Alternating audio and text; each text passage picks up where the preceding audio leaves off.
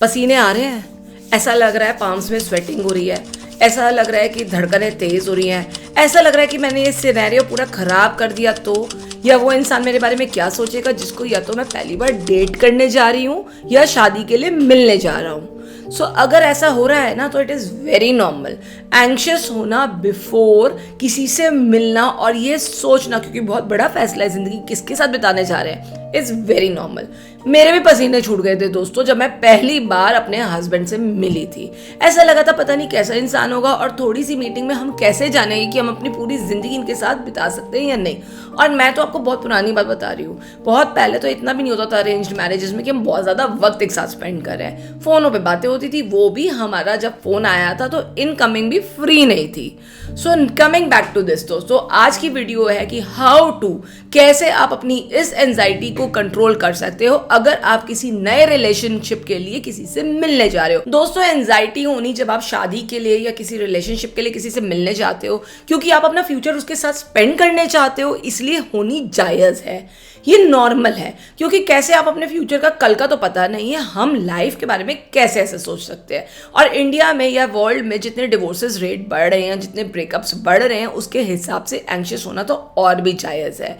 Financially independent होने लगे, अपनी अपनी सोच होने लगी तो ये प्रॉब्लम थोड़ी इंक्रीज होने लगी है। लेकिन इस एंजाइटी को ना आपको थैंक्स भी बोलना चाहिए, क्योंकि ये आपके लिए एक वार्निंग साइन होती है। आप एकदम से किसी से इतना घुल मिल नहीं पाते हो, आप धीरे धीरे धीरे धीरे सारी चीज़ें सोचते हो, उस पर डिसाइड करते हो, उस इंसान को जांचते हो, परखते हो और खुद भी अपने बेस्ट बिहेवियर पे होते हो। इसलिए ये एंजाइटी कहीं ना कहीं हमारी हेल्प भी कर रही होती है, क्योंकि ये हमें आगाह करती है, वार्न करती है। जहां हमें रेड फ्लैग्स दिखते हैं वहां हमें साफ साफ बता भी देती है।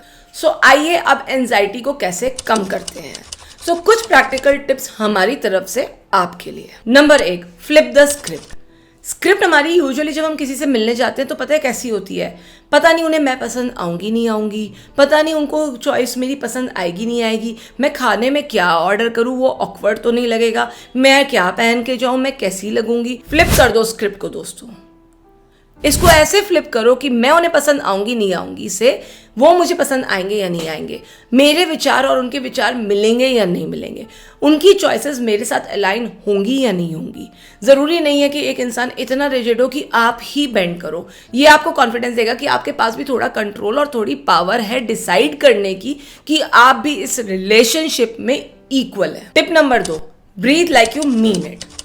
कहीं भी वेन्यू पे जा रहे हो उससे पहले थोड़ी डीप ब्रीदिंग एक्सरसाइज करो। इनहेल करो, अपनी सांसें थोड़ा सा होल्ड करो और धीरे धीरे माउथ से एक्सहेल करो। जब आप अपनी सांसों को, अपनी पल्स रेट को, अपनी हार्ट बीट को काम करोगे, उसको उसके साथ अलाइन करोगे कि आप इस टाइम काम फील कर रहे हो, तो आपके अंदर एक अलग पॉजिटिव एनर्जी आएगी। Tip number 3, don't over prepare. मैंने ऐसे भी कपल्स देखे हैं जो पहली बार मिलते हैं और उनके पास एक इतनी लंबी लिस्ट होती है मोबाइल में, चेकलिस्ट टाइप, ये करते हो या ये नहीं करते हो। अरे नहीं है ज़रूरत, बी नेचुरल, बी यू। जब आप नेचुरल होंगे तो आप अपने बारे में और उनके बारे में जानने की ज़्यादा कोशिश करोगे। कोई जॉब इंटरव्यू थोड़ी ना है, ये कर सकते हो या ये नहीं कर सकते हो, खाना बनाना आता है या नहीं आता है, घूमने में क्या पसंद है, पहनने में क्या पसंद है। पूरी जिंदगी पड़ी है मालूम करने के लिए।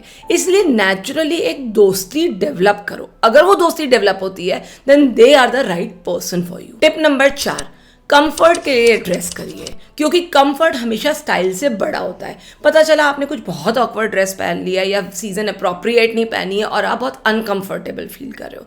जब आप अनकंफर्टेबल फील करोगे तो आप अपना नेचुरल मी नहीं हो पाओगे, नेचुरल सेल्फ नहीं हो पाओगे।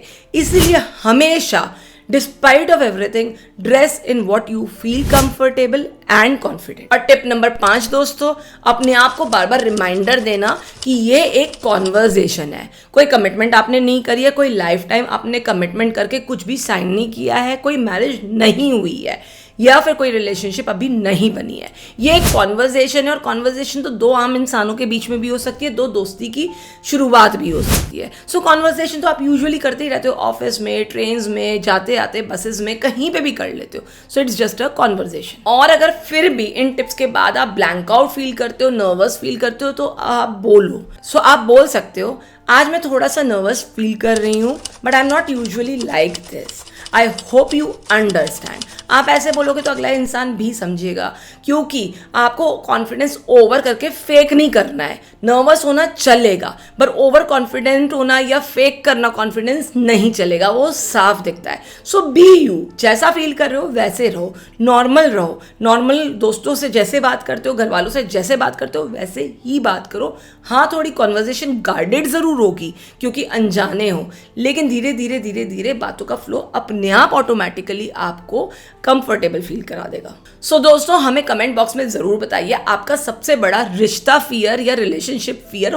क्या है, आपको किस चीज़ से डर लगता है, सो दैट हम आपकी मदद कर सके।